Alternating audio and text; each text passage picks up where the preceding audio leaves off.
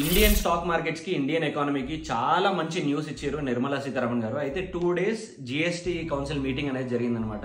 So దీంట్లో outcome ఏంటి అంటే వాళ్ళు అన్ని ప్రపోజల్స్ కి యాక్సెప్ట్ చేశారు. ఇదివరకు ఫర్ ఎగ్జాంపుల్ మనం ఒక కార్ కొనుక్కోవాలనుకున్నా, లేకపోతే ఏసీ కొనుక్కోవాలనుకున్నా, లేకపోతే ఫ్రిడ్జ్ కొనుక్కోవాలనుకున్నా 28% మనం జిఎస్టీ పే చేస్తుండే కదా. ఇప్పుడు ఓన్లీ 18% కి తీసుకొచ్చారు. సో చాలా గూడ్స్ పైన రిఫార్మ్స్ అనేవి చేంజ్ అయినాయి.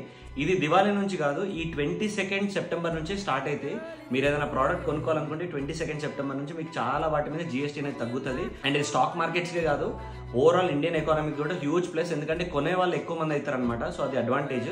And apart from that A sector పైన ఎంత ఇంపాక్ట్ అయింది అనేది మనం ఈ వీడియోలో తెలుసుకుందాం. సో ఫుడ్ అండ్ టెక్స్టైల్స్ పైన 12% ఉండే జిఎస్టీని కేవలం 5% కి తీసుకొచ్చారు అనమాట. ఎలక్ట్రానిక్స్ పైన like TV, AC, fridge, washing machine పైన 28% ఉన్న జిఎస్టీని 18% కి తీసుకొచ్చారు.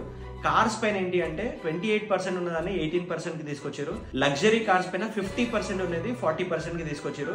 మెడిసిన్స్ పైన 12% ఉండేది 5% లేదా 0 కూడా తీసుకొచ్చారు కొన్నిటిపైన. Insurance like health, life insurance పైన 8% ఉండేదాన్ని 5% కి తీసుకొచ్చారు. ఎఫ్ఎంసీజీ సెక్టర్ లో స్నాక్స్, కెచప్స్, జ్యూస్ పైన 12% ఉండేదాన్ని 5% తీసుకొచ్చారు. సిమెంట్ పైన 28% ఉండేదాన్ని జస్ట్ 18% కి తీసుకొచ్చారు. సెలూన్ పైన 18% ఉండేదాన్ని 5% తీసుకొచ్చారు.